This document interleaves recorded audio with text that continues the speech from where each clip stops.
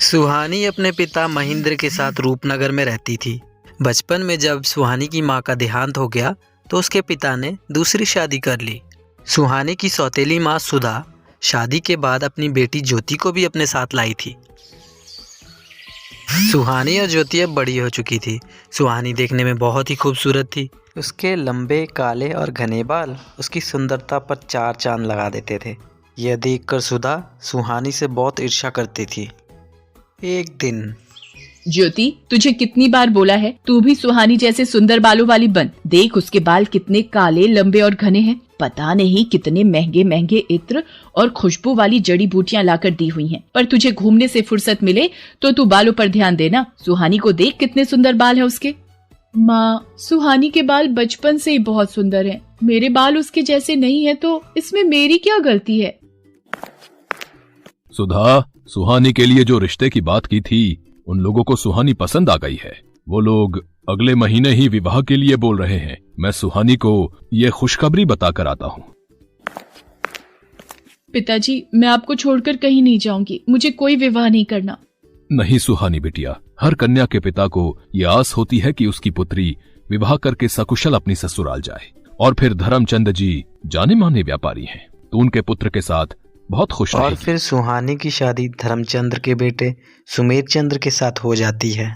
सुहानी को अच्छा और पैसे वाला घर मिलता देख सुधा जलन से भर जाती है।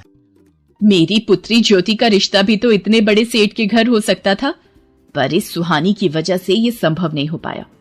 मैं भी देखती हूँ इसका विवाह इतने बड़े घराने में कैसे होता है।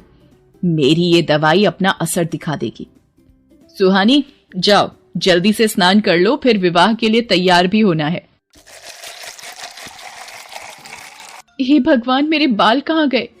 मेरे सिर के तो सारे बाल गायब हो गए। ये कैसे हो गया? मैं गंजी हो गई। मेरे बाल कहाँ चले गए? पिताजी, पता नहीं, मैं नहाकर बाहर आई हूँ तो देखा मेरे सिर पर बाल नहीं है। पिताजी, अब मैं क्या करूँ?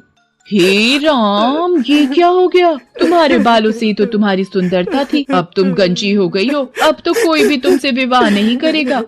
ये सब क्या हो गया प्रभु? मेरी बेटी के साथ ऐसा क्यों हुआ? मेरी बेटी ने कभी किसी का बुरा नहीं चाहा, फिर उसको ही ये दुख क्यों मिला? सुहानी का रिश्ता टूट जाता है। महेंद्र भी अब सुहानी को लेकर अब बहुत दुखी रहने लगा। सुहानी जब अपने पिता को देखती तो फूट फूट कर रोने लग जाती। और ऐसा होता देख सुधा और ज्योति मन ही मन बहुत खुश होती थी। अब तो नगर के लोग भी जब सुहानी को देखते उसे गंजी कहकर डर कर भाग जाते। अरे, ये गंजी लड़की कितनी बदसूरत दिखाई पड़ती है। हाँ बहन, इसे देखकर तो डर लग रहा है। चलो यहाँ से चलते हैं। हे भगवान, सब लोग मेरे से नफरत करते हैं। मेरे भी सपने थे कि मेरा विवाह होगा, मैं भी अपने ससुराल जाऊंगी। मेरे सारे सपने चूर चूर हो गए। मेरी वजह से मेरे पिताजी भी आज दुखी है। फिर मैं जीकर क्या करूं? सुहानी के सामने उसकी माँ प्रकट होती है। माँ, आप कहाँ चली गई थी मुझे इस दुनिया में अकेला छोड़कर? मैं तुम्हारी मदद के लिए धरती पर आई हूँ। तुम बहुत अच्छी लड़की हो। अब तुम्हें निराश होने की आवश्यकता नहीं है। मैं तुम्हें ऐसे बाल दूंगी जिन्हें देखकर लोग तुम्हें कभी नहीं भूल पाएंगे। मैं तुम्हें सोने चांदी के बाल प्रदान करूंगी। जैसे ही सुहानी की माँ सुहानी के सर पर हाथ फेरती है, सुहानी के सिर पर चांदी और सोने के बाल उग जाते हैं। सोने चांदी के खूबसूरत बाल सुहानी की खूबसूरती को और बढ़ा रहे थे। माँ, ये सोने चांदी के बाल तो बहुत खूबसूरत है। आपका बहुत बहुत धन्यवाद। आपने मुझे फिर से सुंदर बना दिया। आपने मेरी सारी परेशानी दूर कर दी। खुशी खुशी अपने घर जाओ सुहानी। अब कभी भी उदास नहीं होना। मेरा आशीर्वाद सदैव तुम्हारे साथ है। सुहानी खुशी खुशी घर की ओर चल पड़ती है। तभी रास्ते में नगर के राजकुमार की सवारी जा रही होती है, इसलिए रास्ते पर चलते लोगों को कुछ देर रुकने के लिए कहा जाता है। नगर के राजकुमार को देखने के लिए कितनी भीड़ लग गई है। भीड़ में से निकलने की कोशिश करती हूँ। ये सोने चांदी के बाल वाली लड़की, अरे भीड़ में इसका चेहरा दिखाई नहीं पड़ रहा। कितने सुंदर बाल हैं इसके। कहाँ गायब हो गई? हम रथ से उतर कर भी नहीं जा सकते। ओहो, कितने सुंदर बाल थे उसके। वो तो खुद भी कितनी खूबसूरत होगी। सुहानी घर पहुँचती है। मैं अपने बालों को इस दुपट्टे से ढक लेती हूँ, नहीं तो माँ ढेरों सवाल पूछ लेंगी। मैंने इसकी ऐसी हालत कर दी है कि इसे अपने गंजे सिर को छुपाना पड़ता है। माँ, तुमने बहुत सही किया इस सुहानी के बाल गायब करके। सुहानी अपने कमरे में आ जाती है। उधर राजकुमार सूरज सिंह सुहानी के ख्यालों में ही डूबा हुआ होता है। वो सुहानी को याद करते हुए एक चित्र बनाता है। राजकुमार सूरज सिंह, आपके स्वयंवर की सारी तैयारियां हो गई हैं। दूर दूर से राजकुमारियों के लिए संदेश भिजवाया गया है। पर ये तुम क्या बना रहे हो? बिना चेहरे की तस्वीर? पिताजी, ये तस्वीर उस लड़की की है जिसके सोने चांदी के बाल हैं, और मैंने निश्चय किया है कि मैं इसी लड़की से विवाह करूंगा। बस मुझे उसे ढूंढना है, और वो कहाँ मिलेगी मैं यही सोच रहा हूँ। पुत्र, सोने चांदी के बाल वाली लड़की सिर्फ कहानियों में होती है। तुम ऐसी लड़की कहाँ ढूंढोगे? ये जिद छोड़ दो।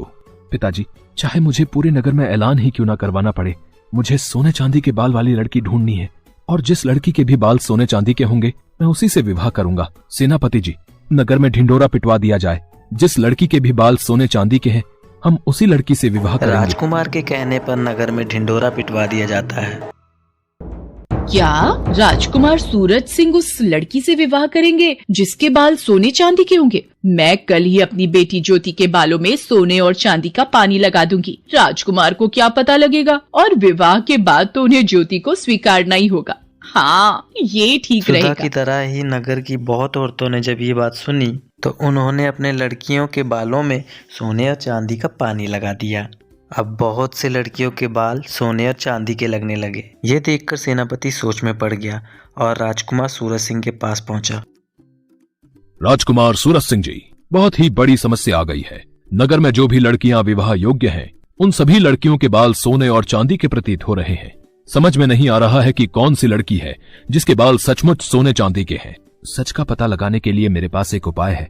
नगर की सभी लड़कियों को राजमहल में बुलाया जाए। सेनापति नगर के सभी लड़कियों को राजमहल में आने का संदेशा देता है। ये लड़की कौन है? इसे भी महल में चलने का आदेश दो। सेनापति जी, पर ये तो गंजी है। सेनापति सुधा की बातों पर ध्यान नहीं देता और ज्योति के साथ सुहानी को भी महल में ले जाता है। आप सबको मैंने इसलिए आमंत्रित किया है कि मैं अपने लिए उचित वधू ढूंढ सकूं, पर आप सबने ही अपने बाल सोने और चांदी के कर लिए। अब एक एक करके सभी कन्याएं इस फव्वारे के नीचे खड़ी होंगी और बालों की सच्चाई सामने आ जाएगी। ये क्या हो रहा है? अब तो ज्योति की सच्चाई राजकुमार के सामने आ जाएगी कि इसके बालों में सोने चांदी का पानी चढ़ा हुआ है। एक एक करके सभी लड़कियां फव्वारे के नीचे खड़ी होती हैं। सभी के बाल धुलकर पहले जैसे हो जाते हैं। बस ये आखिरी लड़की रह गई है राजकुमार, इसे भी फव्वारे के नीचे खड़ा करना है। पर ये तो गंजी है, इसके बाल तो मैंने हो, ये मैं क्या बोलने जा रही थी। इनमें से तो कोई भी लड़की सोने चांदी के बाल वाली नहीं निकली। पता नहीं वो कौन थी। बस ये आखिरी उम्मीद रह गई। सुहानी घबराते हुए अपने सिर से दुपट्टा उतारती है। सुधा और नगर के सभी लोगों की निगाहें सुहानी के सोने चांदी के बाल देखकर दंग रह जाती हैं। सुहानी फव्वारे के नीचे खड़ी हो जाती है। उसके बाल तो सच में सोने चांदी के थे। यह देखकर राजकुमार खुश हो जाता है। हम तुमसे विवाह करना चाहते हैं, क्या तुम्हें मंजूर है? आपको पति के रूप में पाना मेरा सौभाग्य है, पर मेरे बिना पिताजी। सुहानी बेटी, अब वक्त आ गया है तू इस दुख भरी जिंदगी से आजाद हो जाए और खुली हवा में सांस ले सके। तुझे जीवन में बहुत दुख मिले हैं, पर अब राजकुमार सूरज सिंह के साथ विवाह करके तुम बहुत खुश रहोगी, सदा खुश रहोगी। सुहानी को उसकी अच्छाई का फल मिल जाता है और राजकुमार सूरज सिंह के साथ उसका विवाह संपन्न हो जाता है। और आखिर में सुधा अपने हाथ मलती रह जाती है।